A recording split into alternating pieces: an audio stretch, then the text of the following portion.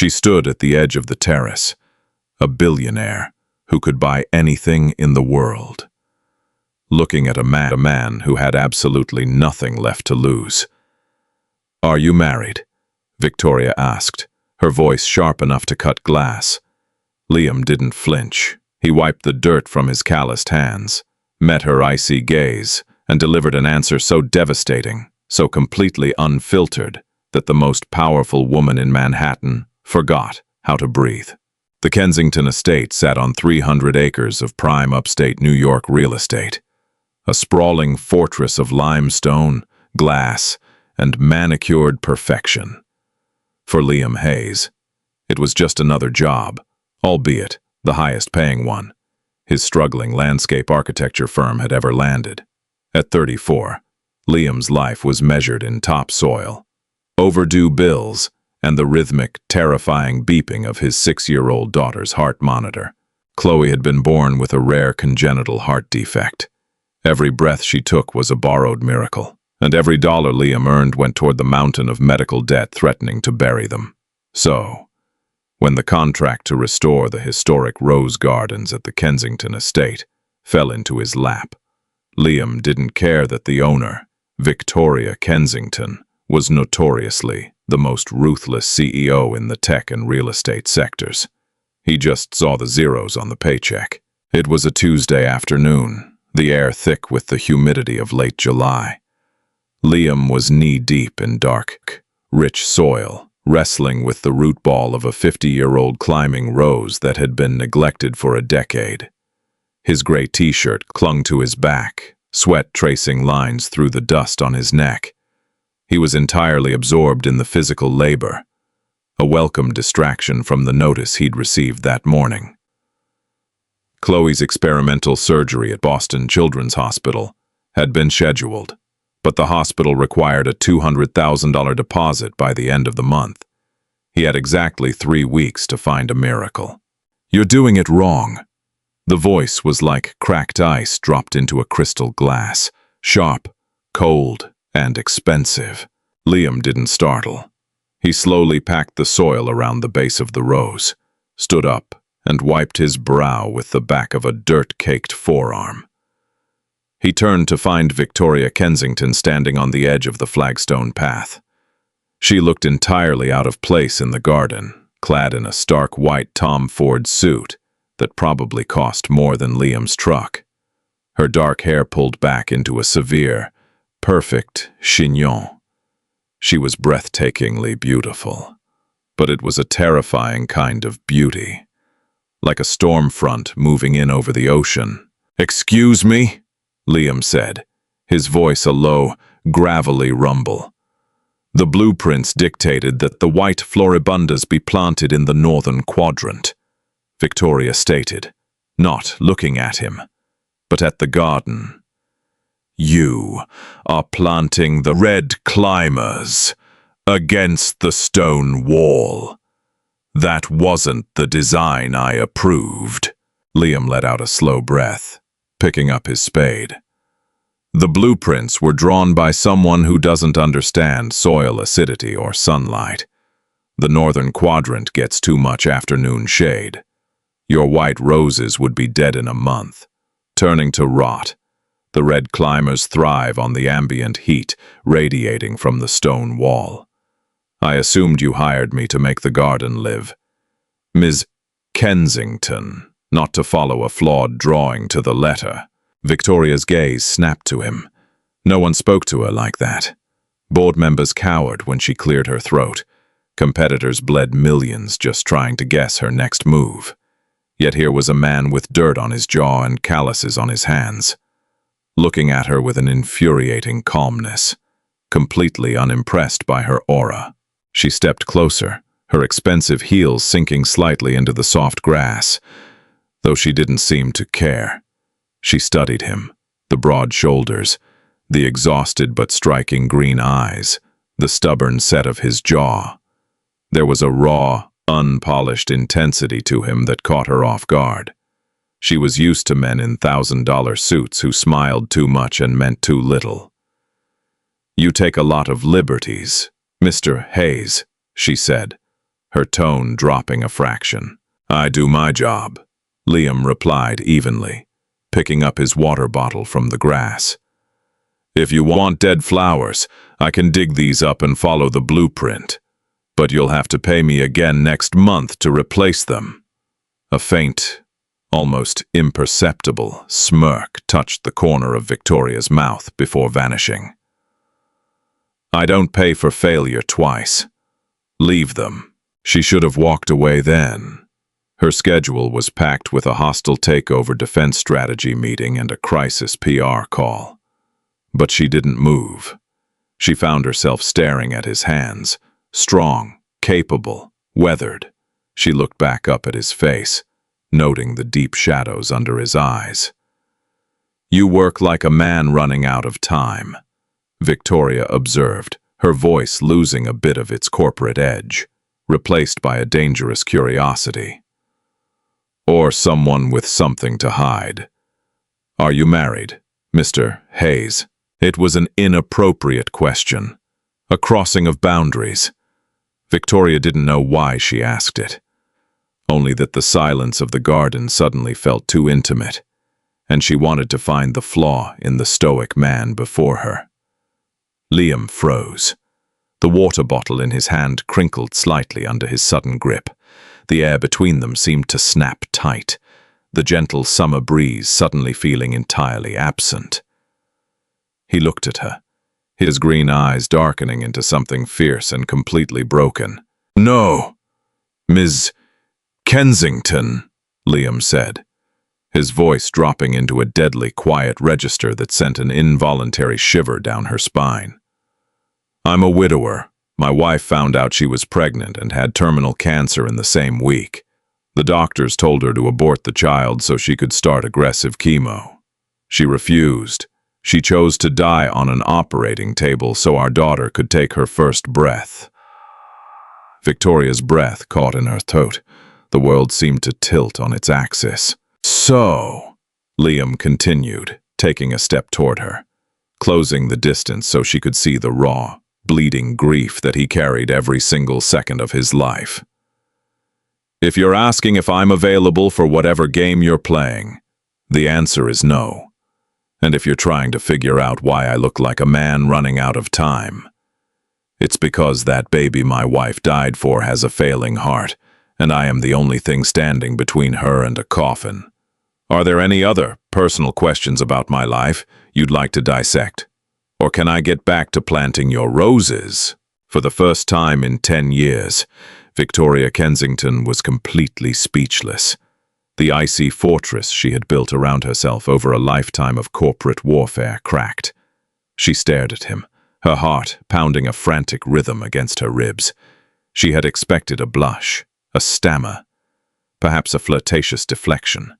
She had not expected to have her soul pinned to the wall by the sheer force of a man's tragedy. Victoria started, her voice faltering. She swallowed hard, her throat painfully dry. "I apologize, Mr. Hayes. That was out of line." Without another word, she turned and walked away, her pristine white suit disappearing into the shadows of the massive stone mansion, leaving Liam alone in the dirt. The silence of the penthouse office in Manhattan was usually Victoria's sanctuary. Tonight, it felt like a tomb. It had been 48 hours since the encounter in the garden, and Liam Hayes's words were still echoing in her skull, drowning out the frantic voices of her legal team. "Victoria, are you listening to me?" Arthur Pendelton's voice through the speakerphone was grating, coated in a sickening layer of faux paternal concern. Arthur had been her father's partner, her mentor, and now the architect of her destruction. "I'm listening, Arthur," Victoria said, staring out at the glittering skyline, a glass of untouched scotch in her hand. "The board is holding the emergency vote in 2 weeks, Arthur warned. And frankly, my dear, the optics are terrible. The media is calling you the Ice Queen of Wall Street. You gutted the housing division. You fired 3,000 people before Christmas. And now this pending merger with Apex Solutions. The shareholders think you're a robot. They want leadership with a pulse. Unless you can prove you have a heart, they're going to vote my way, and I will strip Kensington Global down and sell it for parts. I saved this company from bankruptcy when my father died.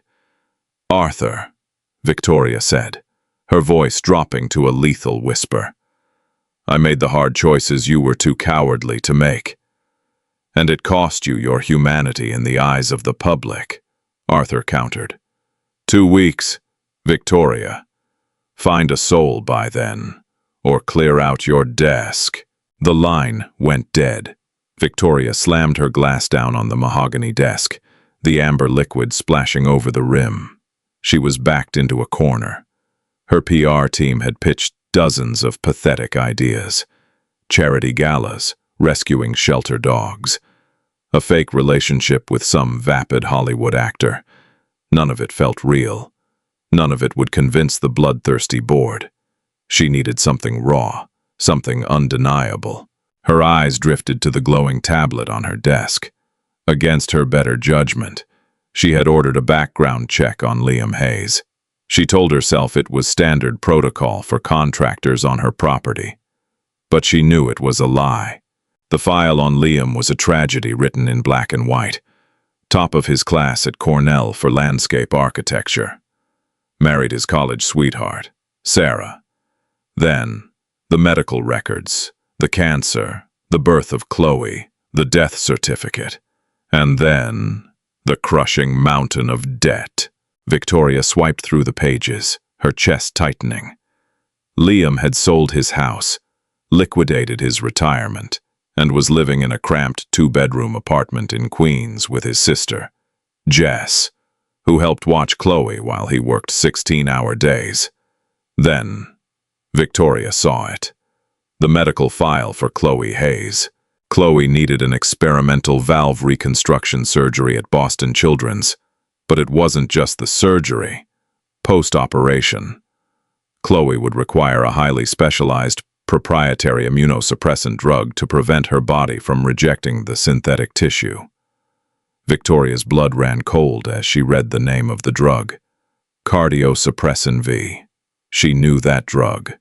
She knew it because Kensington Global's pharmaceutical division owned the exclusive patent for it. And she knew something else, something that made her stomach churn. If Arthur Pendelton won the board vote and took control of the company, his first move was to sell the pharma division to a private equity firm. She had seen the secret memos.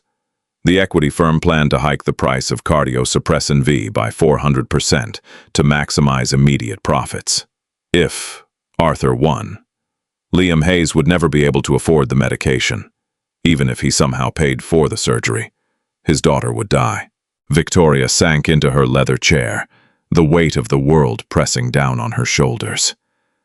She was staring at a collision of 2 completely different universes. Liam was fighting for his daughter's life. She was fighting for her father's legacy. Suddenly, a terrifying, insane, and brilliant idea sparked in her mind. Meanwhile, 50 miles away, in a cramped apartment, Liam was sitting on the edge of a twin bed, gently stroking his sleeping daughter's hair. Chloe was pale, her breathing shallow but steady. The oxygen machine hummed quietly in this corner. Liam, his sister, Jess, stood in the doorway, a stack of envelopes in her hand. The red past due stamps were visible even in the dim light. I know, Liam whispered, standing up and quietly closing Chloe's door. He followed Jess into the tiny kitchen, rubbing his tired eyes. Boston Children's called again, Jess said softly, placing the mail on the counter. They need the deposit by the 15th. Liam, or they give Chloe's surgical slot to the next kid on the list. We're short. How short? Liam asked, though he already knew the math. 180,000, Jess said, her voice cracking. Liam! I tried to take out another loan. They laughed at me. You've tapped out every credit card. We have nothing left to sell." Liam gripped the edge of the cheap Formica counter, his knuckles turning white. He felt like he was drowning in a pitch-black ocean, kicking frantically, but never reaching the surface. He had promised his dying wife he would protect their little girl. He was failing. "I'll figure it out," Liam said, his voice hard, trying to convince himself as much as Jess. "I'll take on more jobs. I'll work nights." "You can't work 24 hours a day," Jess cried softly. "You're going to kill yourself. And then who does Chloe have?" Before Liam could answer, his cell phone buzzed on the counter. It was nearly midnight. The caller ID was a private number. He answered it gruffly. "Hayes. Mr. Hayes. It's Victoria Kensington." Liam stiffened. The memory of her standing in the garden, looking like an untouchable ice queen, flashed in his mind. "Ms. Kensington, it's midnight. If you have a problem with the hydrangeas, it can wait until morning." "I don't care about the flowers, Liam," Victoria said, her voice oddly breathless, stripped of its usual commanding armor. "I care about the $200,000 you need by the 15th. Liam froze. The blood drained from his face. "How do you know about that?" he demanded, a sudden, violent anger flaring in his chest. "Did you investigate me?" "I know everything," Victoria said smoothly, regaining her corporate footing. "I know about the deposit. I know about the post-op medication. And I know that unless you are standing in my office tomorrow at 8 a.m., you are going to lose your daughter. I have a proposition for you. Don't be late." Click. Liam stared at the phone, his heart hammering against his ribs. He wanted to throw the device against the wall.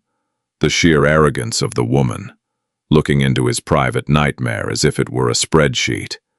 But as he looked back toward Chloe's closed door, the anger dissolved into a cold, terrifying reality. He was out of options, and the devil had just offered him a deal.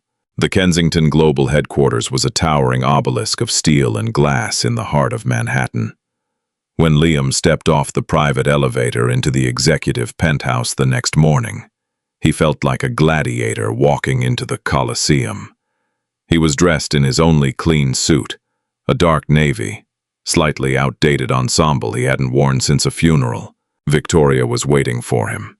She was standing by the floor-to-ceiling windows, wearing a blood-red blazer that made her look both regal and dangerous. "You're 5 minutes early," she noted without turning around. "Cut the crap. Victoria," Liam said, dropping the formalities. He stepped into the massive office, refusing to be intimidated by the wealth surrounding him. "You looked into my daughter's medical records. That's illegal, invasive, and sick. So tell me what you want before I walk out of here and call a lawyer." Victoria turned, her eyes flashing. She walked over to her desk and picked up a thick manila folder, tossing it onto the glass surface between them. "You can't afford a lawyer, Liam," she said coldly. "But more importantly, you don't want one." "Open it." Liam hesitated, then stepped forward and flipped open the folder. Inside was a cashier's check made out to Boston Children's Hospital. The amount was $250,000. Liam's breath hitched. He stared at the zeros. It was salvation. It was life. He looked up at Victoria, his defenses completely shattered for a split second. "Why?" "Because I am drowning, and you are going to be my life raft," Victoria said, leaning against her desk, crossing her arms. "In 2 weeks, my board of directors is holding a vote of no confidence. My rival, Arthur Pendelton, has convinced them that I am a heartless machine who is bad for the company's public image. If I lose that vote, Arthur takes over. Why should I care about your billionaire boardroom drama?" Liam spat, defensive again. Because, Victoria said, her voice dropping, if Arthur wins, he is selling the pharmaceutical division to a private equity firm. That division owns the patent for cardiosuppressin V, the drug your daughter needs to survive after her surgery. The new buyers plan to raise the price to $10,000 a month. Insurance won't cover it. If Arthur wins, Liam, you might buy your daughter her surgery, but you won't be able to keep her alive. Liam felt the floor drop out from under him. He stumbled back, gripping the back of a leather chair to steady himself. The walls of the office felt like they were closing in. He looked at Victoria, seeing not an ice queen, but a woman backed against a wall, just like him. "What do you want from me?" Liam asked, his voice raw. "I need an image makeover," Victoria said bluntly. "I need the public, the media, and my shareholders to see me as a human being, not a corporate raider.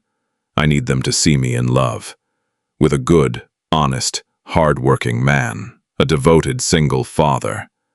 Liam stared at her, the realization dawning slowly. "You want me to pretend to be your boyfriend?" "Fiancé," Victoria corrected without blinking.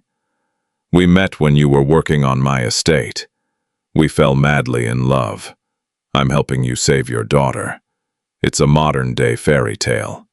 The press will eat it alive. The stock will soar on the positive PR, and Arthur's narrative that I'm a sociopath will fall apart."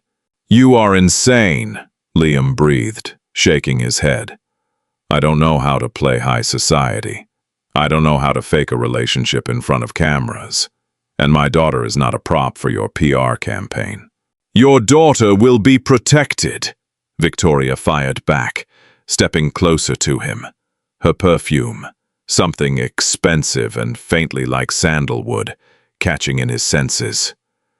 "She stays out of the press. This is about you and me. 6 months.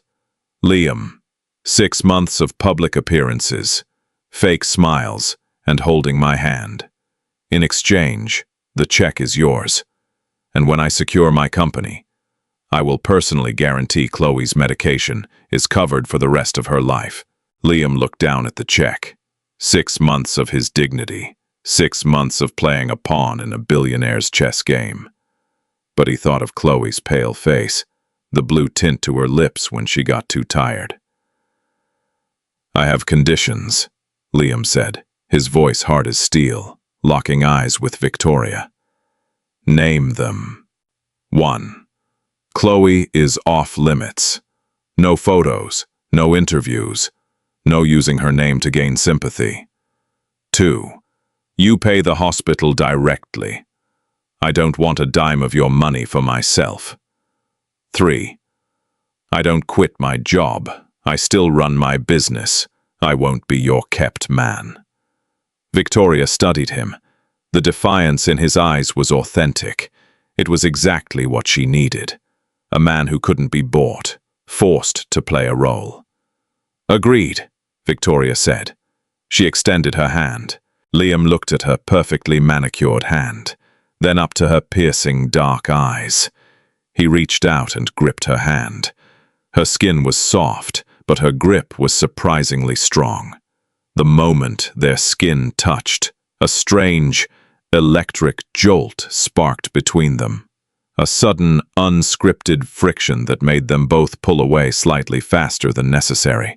"We start tonight," Victoria said, clearing her throat, trying to ignore the sudden flush in her cheeks.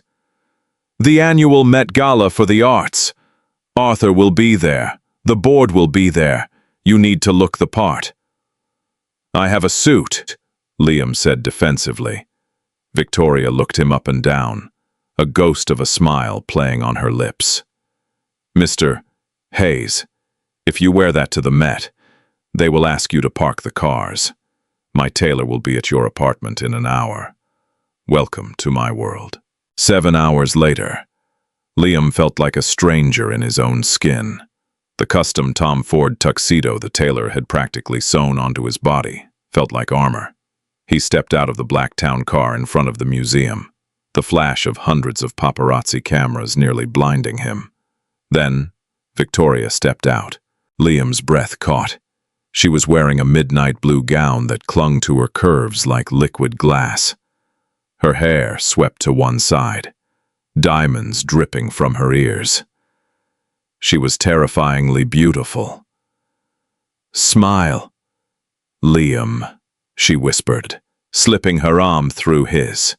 Her voice was calm, but he could feel a slight tremor in her hand. She was nervous.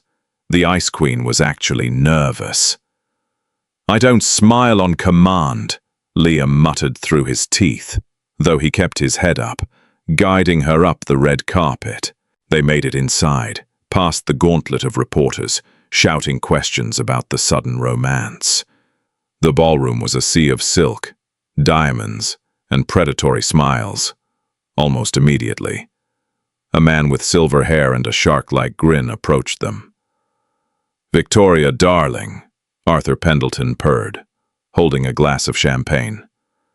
"I must say, I'm shocked to see you here. And with a +1. Arthur's eyes raked over Liam with undisguised contempt. "I don't believe we've met, Arthur Pendelton.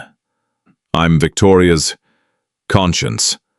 "Liam Hayes," Liam said, not offering his hand. "Hayes." Arthur mused loudly, drawing the attention of several nearby board members. "Any relation to the Boston Hayes? Banking?" "No," Liam said evenly. "I'm a landscape architect." A few people chuckled into their drinks. Arthur smiled, a venomous, triumphant look. "Ah, a gardener. How quaint. Victoria, really. I know the PR team is scrambling, but picking up the hired help, it's a bit desperate, even for you." Victoria stiffened, her face flushing with humiliation. She opened her mouth to snap back, but before she could, Liam stepped forward. He didn't raise his voice. He didn't lose his temper. He simply looked down at Arthur with the calm, dead-eyed stare of a man who had faced the Reaper and wasn't afraid of a man in a suit. "I work with my hands." "Arthur," Liam said, the gravelly bass of his voice cutting through the polite chatter of the room, like a machete. "I build things that last. From what I hear, you just tear down what other people have built so you can line your own pockets. So you can call me a gardener if you want. But at least when I look in the mirror, I don't see a parasite." The silence that fell over the immediate circle was deafening.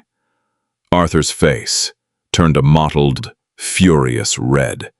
Several board members exchanged wide-eyed, impressed glances. Victoria stared at Liam, her heart pounding a frantic rhythm. He hadn't just defended himself, he had defended her father's legacy.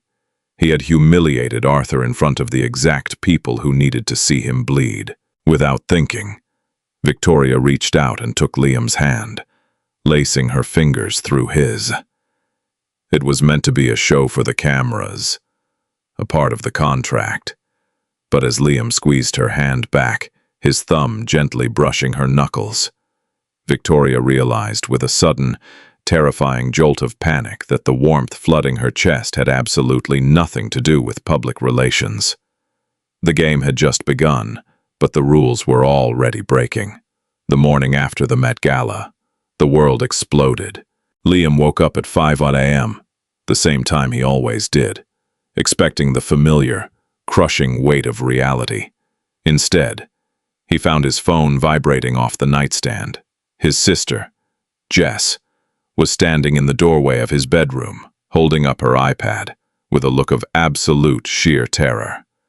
"Liam," she whispered, her voice trembling. "What did you do?" On the screen was the front page of the New York Post. A massive, full-color photograph dominated the page. Liam, looking impossibly sharp in the Tom Ford tuxedo, staring down a red-faced Arthur Pendelton, while Victoria Kensington held his hand, looking up at him with what the media was calling undeniable devotion. The headline screamed in bold black letters, "The Ice Queen melts. Kensington CEO finds love with working-class hero." "It's a long story," Liam groaned, rubbing his temples. Before he could explain the devil's bargain, he had struck. A heavy knock echoed from the front door of their cramped Queen's apartment. Liam pulled on a t-shirt and jeans, walking past the small living room where Chloe was sleeping soundly on the sofa bed, her oxygen cannula taped securely to her pale cheeks.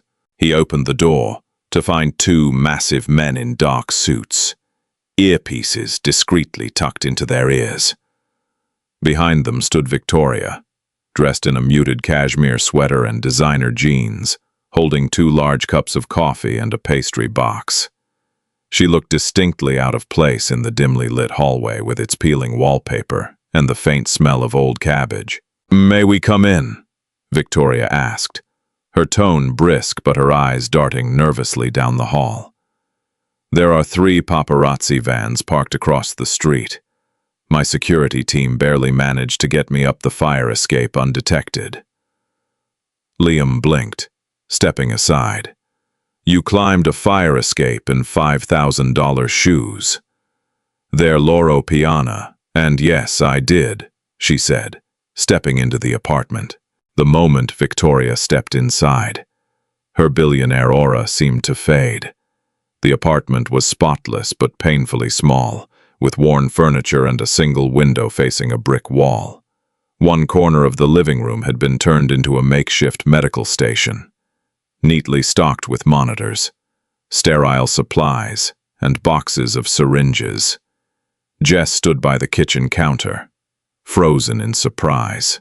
"Jess, this is Victoria Kensington," Liam said, rubbing a hand through his messy hair. "Victoria, this is my sister, Jess." "It's a pleasure," Victoria said, offering a polite nod. She set the coffee and pastries on the small dining table. "I apologize for the intrusion. My PR director, Beatrice, insisted we need to be seen spending Sunday morning together.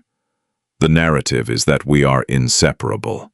"So you brought coffee for a photo op?" Liam asked, his voice tightening.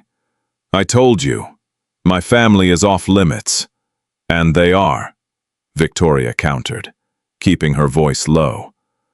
"The press doesn't know about Chloe. They just know I'm visiting my new fiancé at his home. We need to stay here for exactly 1 hour.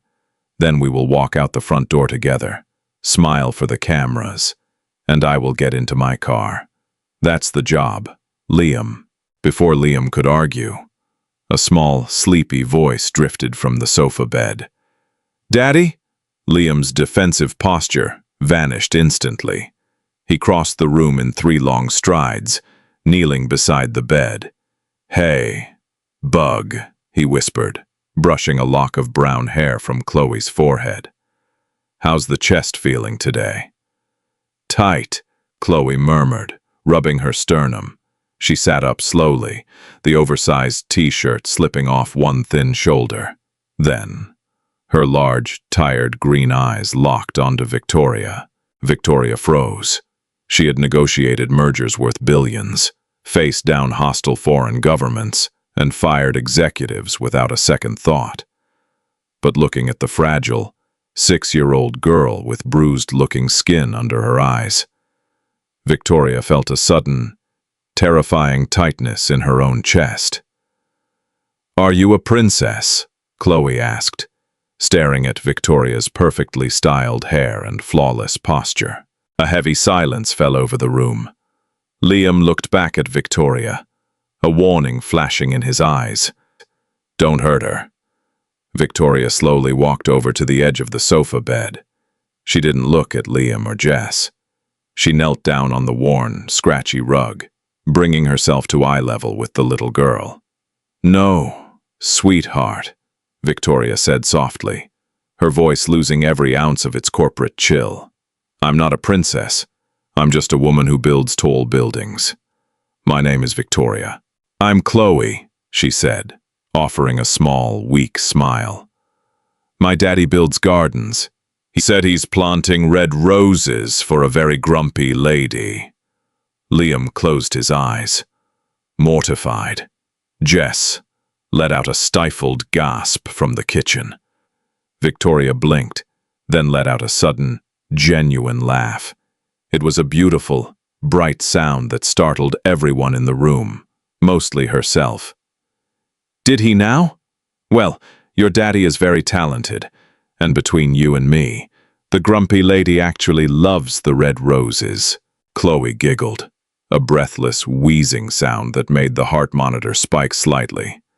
Liam immediately reached out, checking her pulse, his face pale with chronic, terrifying anxiety. Victoria watched his hands, the same rough, dirt-stained hands she had seen in her garden, moving with such profound, desperate gentleness over his daughter. A strange, unfamiliar ache bloomed in the center of Victoria's ribcage. She realized, with blinding clarity, that this was what Arthur Pendelton was threatening to destroy. This father, this child. "We should go," Victoria said suddenly, standing up and smoothing her sweater, retreating behind her emotional armor. "The press is waiting." Liam kissed Chloe's forehead. "I'll be right back. Bug, Jess is going to make you some pancakes." As Liam and Victoria walked down the stairs toward the lobby, the silence between them was thick. "She's beautiful, Liam," Victoria said quietly, not looking at him. "She's dying," Liam replied, the harsh truth cutting through the dim stairwell. "And the only reason I'm walking out this door to hold your hand for the cameras is because of that check. Don't forget that, Victoria. This isn't real. Don't try to play stepmother." The words stung more than Victoria cared to admit. She masked the hurt with a cold nod.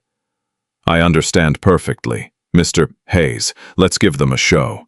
They stepped into the lobby, where flashing cameras and microphones greeted them. Victoria answered with a flawless smile and slipped her hand into Liam's. Across the street, however, Richard Davies sat in an unmarked black sedan, photographing them through a telephoto lens. A private investigator working for Arthur Pendelton. He had just obtained Liam Hayes's bank records. Over the next 3 weeks, the fake relationship became a polished success. To the public, Liam and Victoria were the perfect modern couple, appearing in Central Park and at charity events. At an ocean conservation gala, Liam's blunt remarks about the environmental cost of manicured lawns unexpectedly helped raise $3 million, sending Kensington Global's stock higher. The strategy worked. The board began backing away from Arthur, whose attacks on Victoria's leadership were overshadowed by her soaring public image beside a hard-working single father. But behind closed doors, the lines of the contract were beginning to blur. It was a Tuesday evening. Victoria had insisted Liam use the executive suite at the Kensington headquarters to review his landscaping blueprints while she worked late. It was safer than him going back to Queens, where the paparazzi were practically camping. The massive office was quiet, save for the sound of rain lashing against the floor-to-ceiling windows. Liam was hunched over a drafting table, a pencil tucked behind his ear. Victoria was at her desk, staring at a mountain of financial reports, rubbing her temples in tight, exhausted circles. Liam watched her for a moment. He had spent the last 3 weeks resenting her wealth, her power, and her control over his life.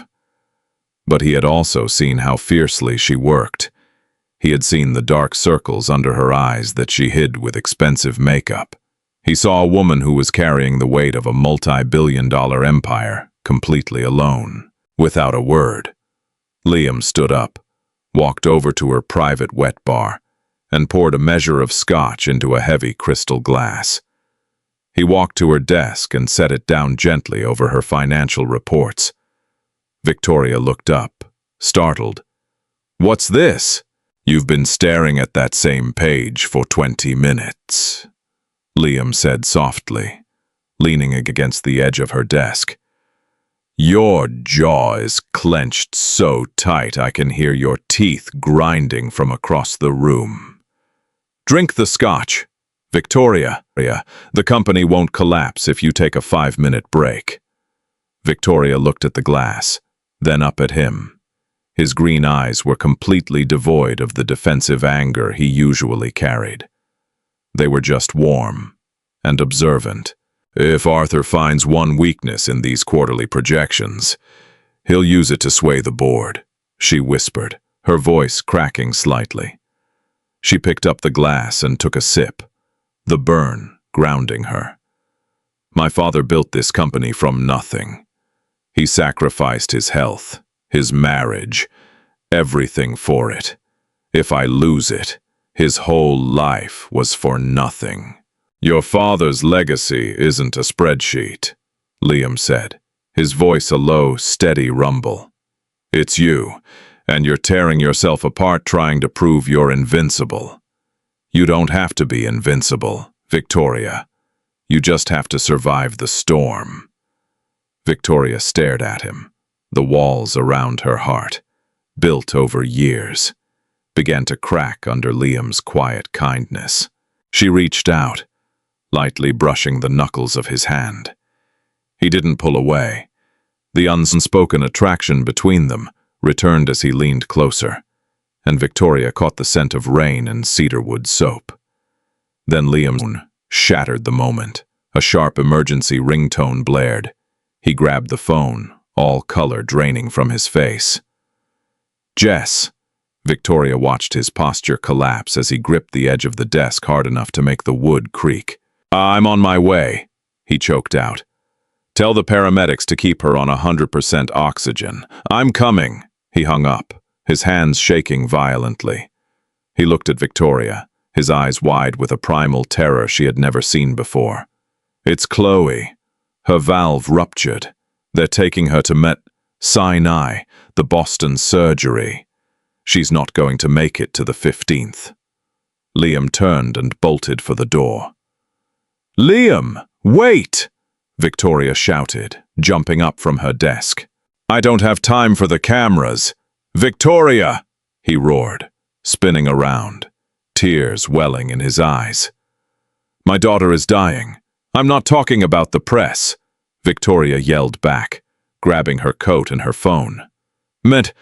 Sinai traffic is gridlocked right now. You'll never make it in a cab. She hit a button on her speed dial. Get the helipad clear. I need the chopper ready in 90 seconds. 10 minutes later, they were racing through the rain over Manhattan in a helicopter. Liam sat with his head in his hands, devastated. Victoria pulled him into her arms, and he clung to her, sobbing like a father losing everything. She held him tightly, whispering that everything would be okay, though she feared it wouldn't. A medical team was waiting when they landed. During the flight, Victoria had made 3 urgent calls, using the full resources of Kensington Global to secure the best possible care for Chloe. For the next 6 hours, they sat in the sterile waiting room. Victoria ignored the board meeting and Arthur Pendelton. Her only concern was Liam, who sat beside her in silent despair, staring at the floor. Finally, the lead pediatric cardiologist emerged. He looked exhausted. Mr. Hayes, the doctor asked. Liam stood up, swaying slightly. Victoria stood right beside him, gripping his arm to keep him upright. We stabilized her. We managed to patch the rupture. But it's a temporary fix. She is incredibly weak. We need to fly the surgical team from Boston here, immediately, and perform the main reconstruction tomorrow morning. If we wait, her heart will fail entirely. Do it, Liam said, his voice barely a whisper. Mr. Hayes, the cost of emergency transport for the surgical team, the rush on the synthetic tissue. The doctor hesitated, looking uncomfortable. Send the bill to Kensington Global. Victoria interrupted, her voice ringing with absolute, unyielding authority. Whatever you need, you have a blank check. Just save that little girl.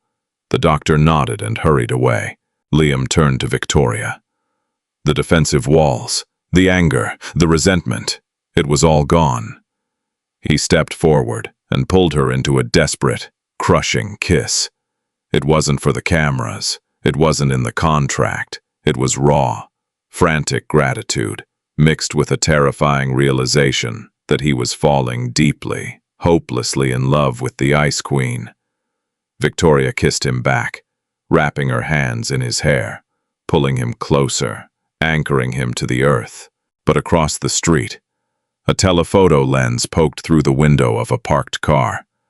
Richard Davies snapped the photo of the billionaire and the landscape architect, locked in a passionate embrace in the hospital window. It was the perfect, money-making shot. But Davies wasn't sending it to the press. He was sending it to Arthur Pendelton, along with a heavily encrypted financial document. The surgery lasted 9 agonizing hours. When the Boston surgeons announced that Chloe's new synthetic heart valve was working, Liam collapsed to his knees in the hallway, overcome with relief.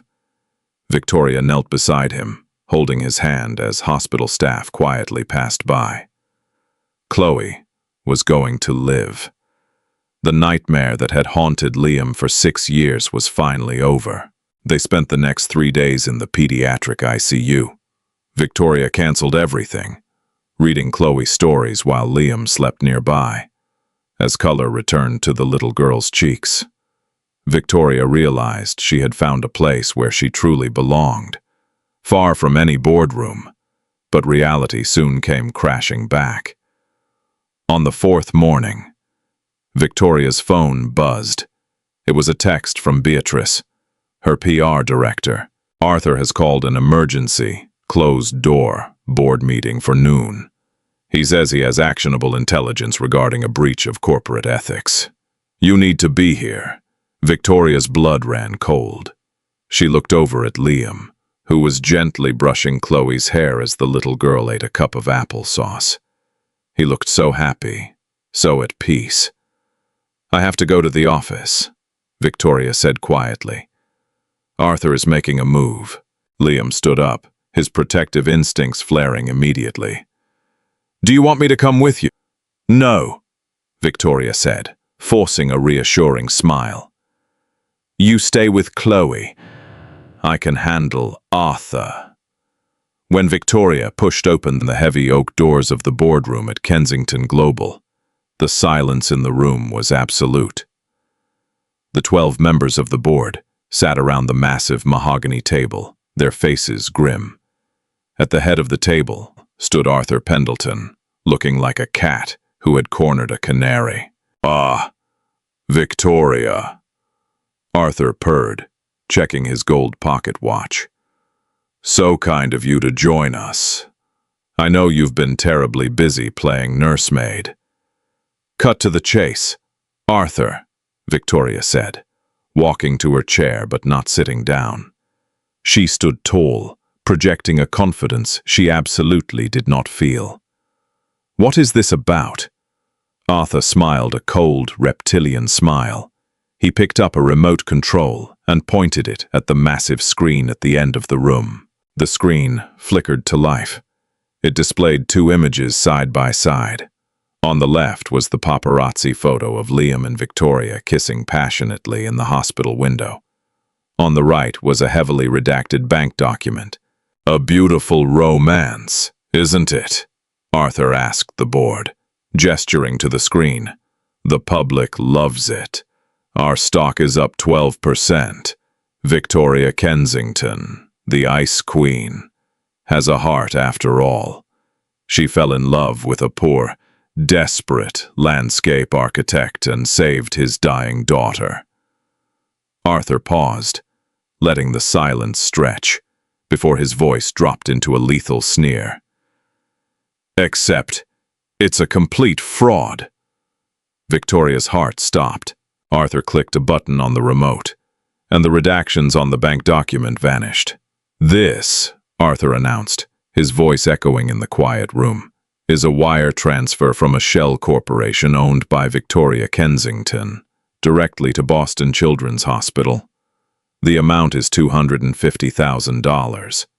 The date of the transfer is precisely 12 hours before our CEO miraculously fell in love with Mr. Liam Hayes." The board members gasped. Whispers broke out around the table. "Our CEO didn't find love," Arthur continued, pacing behind his chair.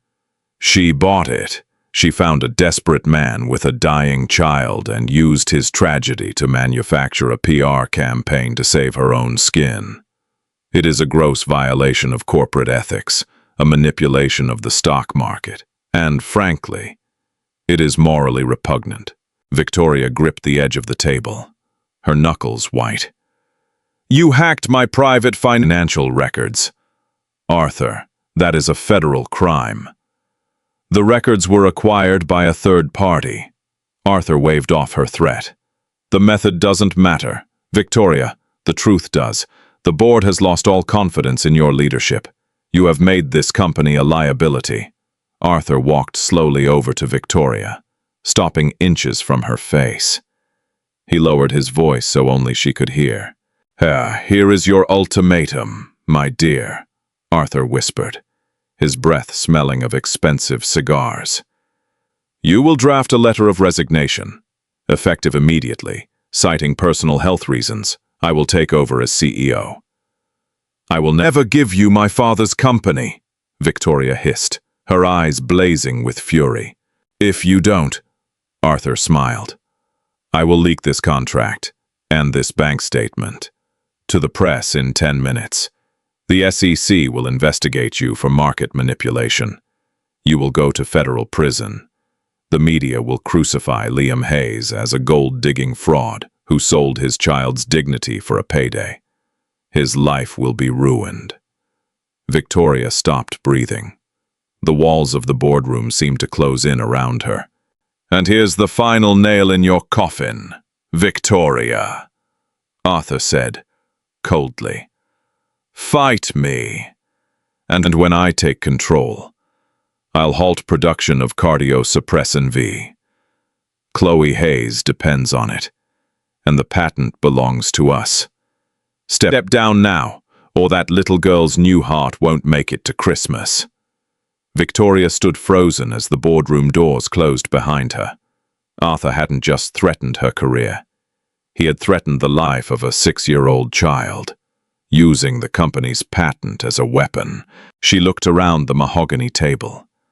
The 12 board members avoided her gaze. The people her father had trusted chose silence, willing to sacrifice a child if it meant protecting the company and its stock price. "You have 5 minutes." "Victoria," Arthur said, adjusting his silk tie, his eyes gleaming with triumphant malice. "Sign the resignation, or I make the call to the press and the manufacturing facility. It's your choice, your father's legacy, or the gardener's kid." Victoria's hands shook. She thought of Liam, his desperate, broken weeping in the helicopter. She thought of Chloe, looking up at her with those huge, tired green eyes, asking if she was a princess.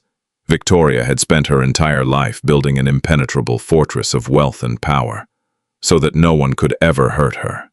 But standing here, she realized the fortress was a prison, and the only thing that actually mattered was breathing in a hospital bed 50 blocks away. She walked slowly toward the head of the table. She picked up Arthur's gold-plated Mont Blanc pen. The metal was cold against her skin.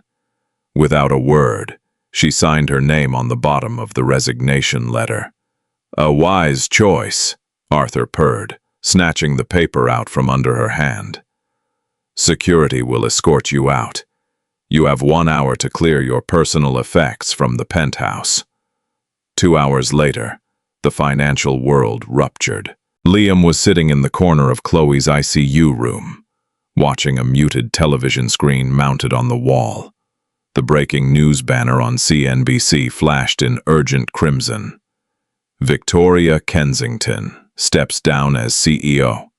Arthur Pendelton assumes control of Kensington Global amidst health concerns.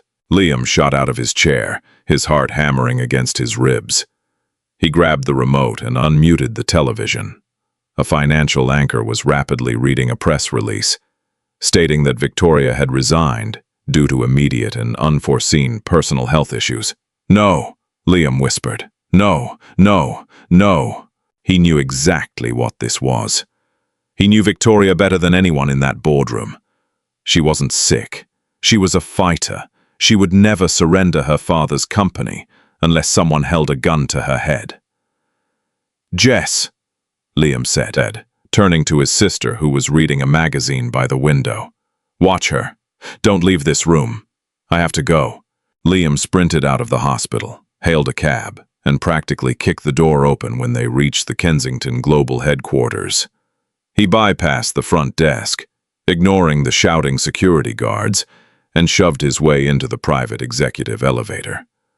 Punching the code Victoria had given him weeks ago. When the doors slid open to the penthouse, the massive office was eerily quiet. The shelves were empty. The desk was bare. Victoria was standing by the floor-to-ceiling windows, staring out at the Manhattan skyline, a cardboard box at her feet. "What did you do?" Liam demanded, his chest heaving as he marched across the room. Victoria didn't turn around.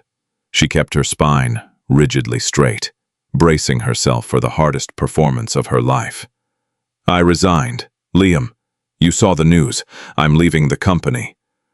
"Bullshit," Liam snapped, grabbing her shoulder and spinning her around. Her face was a mask of perfect, icy indifference, but her eyes were red-rimmed. "Arthur did this. What did he find out? Did he find the contract?" "It doesn't matter," Victoria said, her voice chillingly flat. She stepped away from his touch, forcing herself to look at him with disdain. "The game is over. Liam, the board found out about the wire transfer to Boston Children's. They knew I bought you. Arthur gave me a choice. Resign quietly, or he leaks the contract to the press and the SEC, and you go down with me for fraud." "So let him," Liam yelled, throwing his hands in the air. "Let him leak it.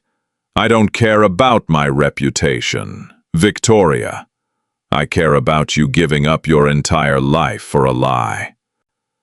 "Well, I care," Victoria shouted back, her voice echoing in the empty office. "I care that I am about to face a federal investigation. I care that I am disgraced. This was a business transaction, Mr. Hayes, a transaction that failed. Your daughter got her surgery, you got your money, and now our contract is terminated. Go back to your gardens. We are done." The words hit Liam like a physical blow. He stared at her, searching her face, looking for the woman who had cried with him in a helicopter, who had read stories to his dying daughter. But the woman standing in front of him was the Ice Queen, flawlessly rebuilt. "You're lying," Liam whispered, his voice cracking. "I know you. You know the woman who was paying you." Victoria lied smoothly, though every word tasted like ash in her mouth. "Goodbye, Liam. Security will show you out." Liam stood there for a long moment, the silence stretching between them. Finally, he nodded slowly. "If this is how you want to play it, fine. But you're a terrible liar. Victoria." He turned and walked out of the office. The moment the elevator doors closed behind him, Victoria's knees buckled. She collapsed onto the cold marble floor, burying her face in her hands. And finally, let herself shatter into a million irreparable pieces. Liam didn't go back to the hospital. He walked into the torrential New York rain, his mind racing. Victoria's performance was good, but it was flawed. She said Arthur threatened to expose them both, but Victoria Kensington would have fought a PR scandal tooth and nail in court. She had the best lawyers on earth. A scandal wouldn't make her surrender in 5 minutes. Arthur had something else. Something lethal. Liam pulled out his phone and dialed the only person inside that building he trusted. "Beatrice," Liam said when the PR director answered. "Meet me at the diner on 54th. 10 minutes." When Beatrice slid into the vinyl booth across from Liam, she looked pale and terrified. She kept looking over her shoulder. "Liam, you shouldn't have called me," Beatrice whispered, gripping her coffee cup. "Arthur is firing everyone loyal to Victoria. If he knows I'm talking to you, tell me what happened in that room." "Beatrice," Liam demanded, his voice low and dangerous. "And don't give me the corporate spin. Why did she resign?" Beatrice lowered her eyes. "I wasn't in the room." But Arthur was careless. He left his encrypted recorder on his desk while I was organizing the press packets. He records every meeting for leverage. I copied the file. She slid a small silver USB drive across the table. "New York is a one-party consent state for recording," Beatrice said quietly. "What's on there is perfectly legal to possess, but it will destroy the company. Liam, Arthur didn't just threaten to leak the contract. He threatened Chloe." Liam's blood ran completely cold. The diner around him seemed to fade into static. He told Victoria that if she didn't resign, Beatrice choked out, he would immediately halt the production of Cardiosuppressin V. He said he would make sure your daughter's new heart stopped beating before Christmas. Victoria gave up her entire empire to keep your little girl alive. A terrifying, dead silence fell over Liam. The rage that ignited in his chest wasn't hot and chaotic. It was freezing, calculating, and absolute. Arthur Pendelton had crossed a line that no man comes back from. He had threatened Liam's child. Liam took the USB drive, his fingers curling tightly around the metal. "Thank you, Beatrice. Stay out of the crossfire. I'll handle Arthur." Liam didn't go to the police. The police would launch a slow investigation. Arthur would tie it up in court for years, and the medication production could easily, accidentally, be disrupted in the meantime. Liam needed a kill shot. He needed to obliterate Arthur Pendelton in the court of public opinion, where billionaires truly bleed. He made a phone call to a man he had met years ago while landscaping an estate in the Hamptons, David Enrich, a senior investigative reporter for the Wall Street Journal. They met at a discreet pub in Brooklyn. Liam laid everything on the table. The fake contract, the medical bills, the truth about his and Victoria's relationship, and, finally, he plugged the USB drive into David's laptop. David listened to the audio, his eyes growing wider by the second. "Extortion, blackmail, threatening a pediatric patient's life using corporate monopolies," David murmured, practically salivating. "Liam, this isn't just a scandal. This is a federal crime. If I publish this, Arthur Pendelton will be indicted by the SEC and the DOJ before lunch tomorrow. But you need to know, if we go public, the fake relationship contract gets exposed too. You and Victoria will be humiliated." "I don't care," Liam said coldly. "Burn the whole house down. Just make sure Arthur is inside when it collapses." Meanwhile, Victoria was sitting in the living room of her secluded townhouse on the Upper East Side, surrounded by half-packed boxes. The television was playing softly in the background. It had been 48 hours since she resigned. She felt entirely hollow. Suddenly, her front doorbell rang. She opened the door to find Liam standing on her stoop, soaked from the rain, looking like a man preparing for war. "I told you to leave me alone," Victoria said, her voice trembling slightly as she tried to close the door. Liam caught the heavy wooden door with one hand, pushing it open effortlessly. He stepped inside and backed her gently against the wall. "You lied to me," Liam whispered fiercely, his green eyes locked onto hers. "You let me think you were a coward, when you actually gave up everything you ever loved to save my daughter." Victoria's breath caught. "How did you—" "Beatrice," Liam said. He reached up, his rough, calloused hands gently cupping her face. "You stupid, brilliant, incredible woman. Why didn't you tell me? Why didn't you let me fight with you?" "Because Arthur would have killed her," Victoria sobbed, the dam finally breaking. Tears spilled over her cheeks. "Liam, I couldn't risk it. I couldn't let you lose her." "You're not losing anything either," Liam said, pressing his forehead against hers. "Tomorrow morning, Arthur is holding a press conference to officially accept the CEO position, right?" Victoria nodded, crying quietly against his chest. "Yes, at 10 o'clock, Liam smiled, a dangerous, predatory look that made Victoria's heart race. "Good. Put your armor back on. Victoria, we have a company to take back." The grand atrium of Kensington Global Headquarters was filled with reporters, photographers, and all 12 board members, gathered for what was expected to be Arthur Pendelton's coronation. Arthur stood at the mahogany podium, soaking in the flashing cameras. Calm and confident, he looked every bit the untouchable king of a financial empire. "Thank you, ladies and gentlemen," Arthur spoke into the microphone, his voice dripping with false humility. "It is with a heavy heart that I take the reins from my dear friend Victoria. But in times of crisis, steady leadership is required to guide this ship. You're going to need a lot more than a ship where you're going. Arthur." The booming, gravelly voice cut through the atrium like a gunshot. The cameras whipped around.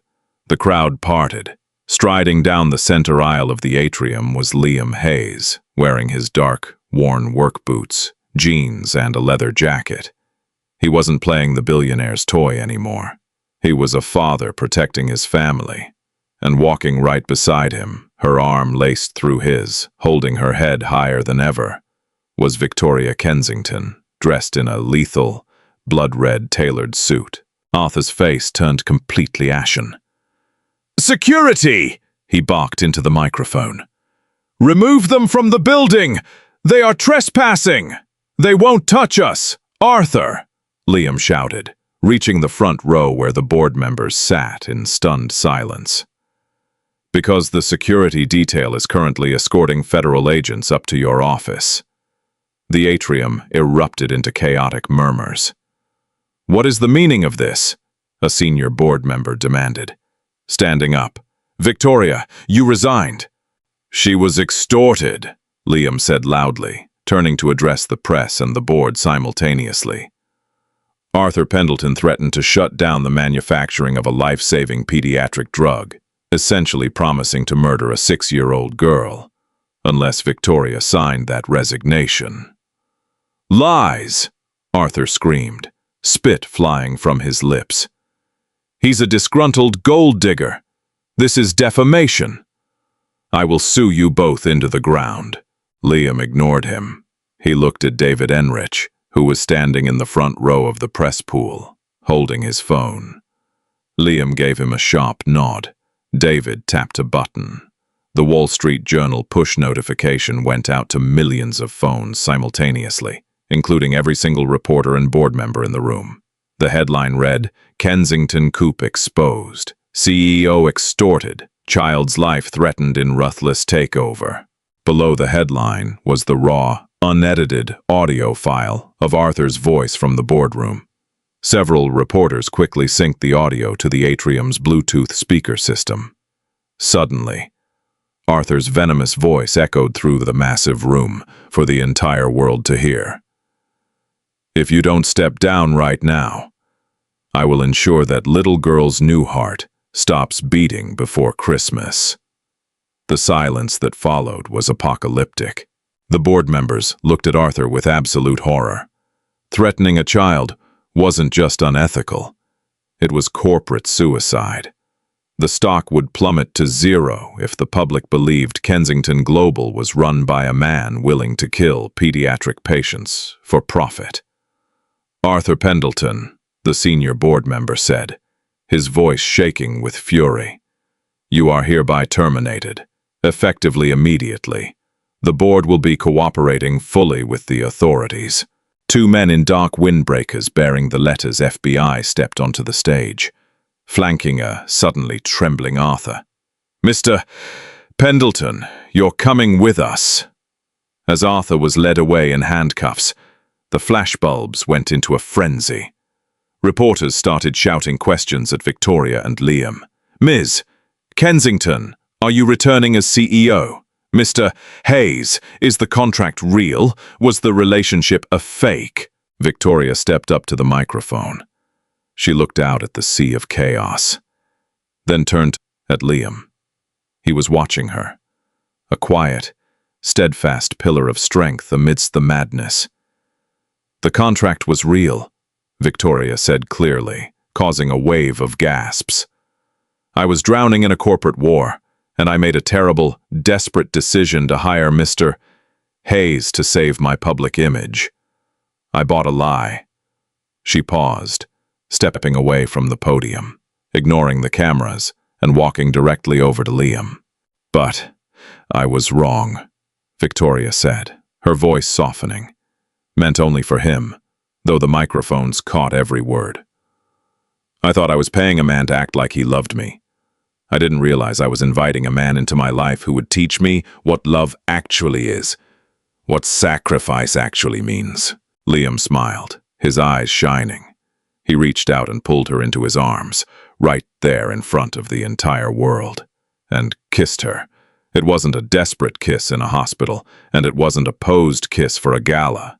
It was the absolute, undeniable truth.